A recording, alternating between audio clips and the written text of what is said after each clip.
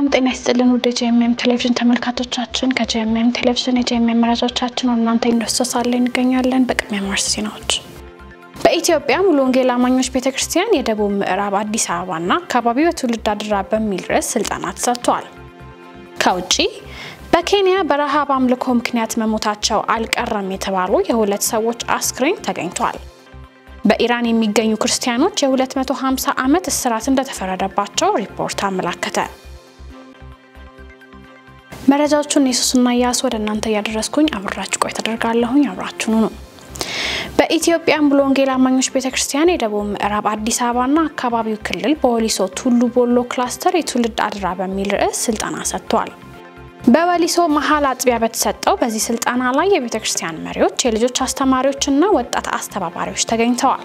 ስልጣናው በወንድም እምሮ ሙላቱ የተሰጠ ሲሆን የክልሉ ፕሬዝዳንት ፓስተር አእምሮ መልካሙ ስራ አስፈጻሚ ኮሚቴ ሰብሳቢ መጋቢ ንጉሴ ለገሰ ተገኝተዋል ስልጣናው ላይ ከተለያዩ አጥቢያዎች የተውጣጡ ከ140 በላይ አገልጋዮች መሳተፋቸውን ከቤተክርስቲያኒቱ ያገኘነው መረጃ ያሳያል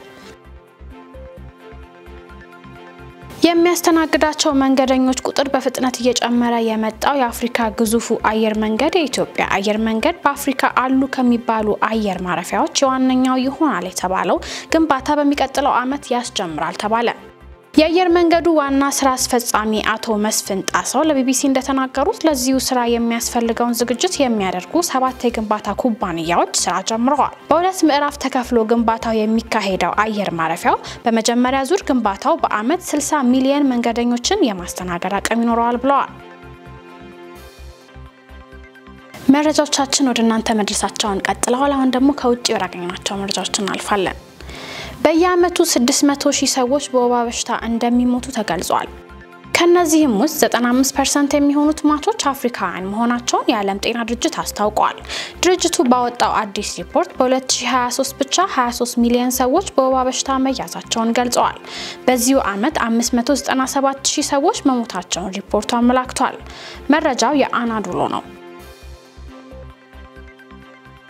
በረሃብ አምልኮ ምክንያት መሞታቸው አልቀረም የተባሉ የሁለት ሰዎች አስክሬን በአንድ ኬንያ ቤተክርስቲያን ውስጥ መገኘቱ ተሰምቷል ዳንኤል አንተነህ ዝርዝራለው የኬንያ ፖሊስ የዛሬ 2 ዓመት ገደማ በኬንያ በተፈጸመ የጥፋት ቀን አምልኮ በመቶዎች የሚቆጠሩ ሰዎችን በረሃብ እንዲሞቱ ካደረገው ክስተት ጋር ተመሳሳይነት ባለው መልኩ በምዕራባዊ የሀገሪቱ ክፍል በሚገኝ አንድ ቤተክርስቲያን ውስጥ ሁለት አስክሬኖች አግኝቶ 57 ሰዎችን ማዳን መቻሉም ተዘግቧል ፖሊስ ሁለቱን አስክሬኖች በሚጎሪ ካውንቲ በሚገኘው በቅዱስ ጆሴፍ ሚሽን ኦፍ አፍሪካን ቤተክርስቲያን ቅጥር ግቢ ውስጥ ማግኘቱንም ሮይተርስ ዘግቧል ከመካከላቸው የአንድ ሰው አስክሬን በቤተክርስቲያኑ ቅጥር ግቢ ውስጥ በሚገኝ የጸሎት ክፍል ወለል ላይ ተኝቶ በነጭ ልብስ ተሸፍኖና በግራጫ አንሶላ ተጠቅልሎ ተገኝቷል ሲልም ዘገባው ገልጿል የተረፉት 57 ሰዎች አቅመ ደካሞች የሚመስሉ ሲሆን በአቅራቢያው ወደሚገኝ ሆስፒታል ሊወሰዱም የሕክምና ባለሙያዎች እንዲከታተሏቸው ፈቃደኛ ባለመሆናቸው ምክንያት በመተኮም ድምጽ ማሰማትና ሃይማኖታዊ ዝማሬዎችን ማሰማትም ጀምረዋል ሲልም ዘገባው አክሏል በዚህ ጉዳይ አስተያየት እንዲሰጥ ሮይተርስ ጥያቄ ቀረበለት የፖሊስ ቃል አቀባይ አስተያየት ለመስጠት ፈቃደኛ ሳይሆንም ቀርቷል ተብሏል እንደ አውሮፓውያን አቆጣጠር በ2023 በቅርብ ታሪክ ከታዩት ከዓለማችን አምልኮ ጋር በተያያዙ አደጋዎች መካከል ከ400 በላይ አስክሬኖች ከምስራቃዊ ኬንያ ሻካሆላ ጫካ ተቆፍረው መውጣታቸውም አይዘነጋም አቃባያነ ህጎች የጉድ ኒውስ ኢንተርናሽናል ቤተክርስቲያን መሪ የሆነው ፖል ማኬንዚንና ግብረ አበሮቹ በነብስ ግድያ ከሽብርተኝነት ጋር በተያያዙ ወንጀሎች ግድያና ማሰቃየት እንዲራቡ በማዘዛቸውና ዓለም ከጥፋቷ በፊት ወደ ሰማይ እንዲሄዱ በማዘዛቸው ክስ መስርተውባቸዋል ማኬንዚ ግን የቀረበባቸውን ክስ ውድቅ ማድረጉም ይታወሳል ዘገባው የዳጉ ጆርናል ነው በመጨረሻም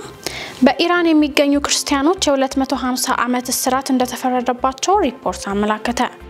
እንደ አውሮፓውያን አቆጣጠር በ2024 በኢራን ውስጥ ያሉ ክርስቲያኖች የ250 ዓመታት እስራት ተፈርዶባቸዋል ሲል ጥናቱ አስታውቋል በ2024 በኢራን የሚገኙ ክርስቲያኖች የ250 ዓመት እስራት እንደተፈረደባቸውና ይህም ከ43 ዓመታት ወዲህ ከፍተኛ እድገት ነው ሲሉ የአይስበርግ ቲፕ ባወጣው አዲስ ዓመታዊ ሪፖርት አመላክቷል ከኦፕን ዶርስ እና ሚድል ኢስት ኮንሰርን ጋር በጥምረት የተጠናከረው ዘገባው እነዚህ አሃዞች እጅግ በጣም ሰፊ ናቸው የተባለም ሲሆን በአጠቃላይ ባለፈው ዓመት ብቻ 96 ክርስቲያኖች ከባድ ቅጣት እንደተላለፈባቸውም ተገልጿል። በተጨማሪም በርካታ ግለሰቦች እያንዳንዳቸው 10 ወይም 15 ዓመታት የተፈረደባቸው ሲሆን ይህም ከእምነታቸው ወይም ከሃይማኖታዊ እንቅስቃሴያቸው ጋር ብቻ የተያያዘ እንደሆነ ሪፖርቱ አመላክቷል። ሪፖርቱ መጽሐፍ ቅዱስን ይዞ መገኘት እንደ ኮንትሮባንድና የወንጀል ማስረጃ ተደርጎ እንደሚቆጠር ያስታወቀም ሲሆን ክርስቲያኖች እንደ አምልኮ፣ መዝሙር መዘመር ወይም እምነትን ማጋራት የደህንነት ስጋት ተብለው በተሰየሙ ወንጀሎች እንደሚያስከስሳቸው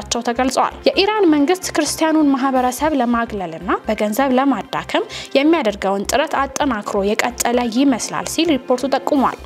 መረጃው የክርስቲያን ፕሪሚየር ነው። ለለቱ ያዝናቸውን የጄኤምኤም መረጃዎቻችንን ከማጠቃለላችን በፊት አርዕስተ ዜናዎቹን እናሰሳችሁ። በኢትዮጵያ ሙሉ ወንጌል አማኞች ቤተክርስቲያን የደቡብ ምዕራብ አዲስ አበባና አካባቢው የትውልድ አድራ በሚል ርዕስ ስልጠና ተሰጥቷል። ከውጪ በኬንያ በረሃብ አምልኮ ምክንያት መሞታቸው አልቀረም የተባሉ የሁለት ሰዎች አስክሬን ተገኝቷል። በኢራን የሚገኙ ክርስቲያኖች የ250 ዓመት እስራት እንደተፈረደባቸው ሪፖርት አመላከተ። ለዛሬ ያጠናቀርናቸው የጄኤምኤም መረጃዎቻችን ይህን መስሉ ነበር። እኔ ሶስና ያሱ መረጃዎቹን ወደ እናንተ ያደረስኩኝ አብራችሁ ቆይታ አደረኩኝ። መረጃዎቹን ያዘጋጁላችሁ ደግሞ ዳንኤል አንተነህና ነጻነት አቁማ ነበሩ። ከቀሪ የጄኤምኤም ቴሌቪዥን ፕሮግራሞቻችን ጋር መልካም ቆይታ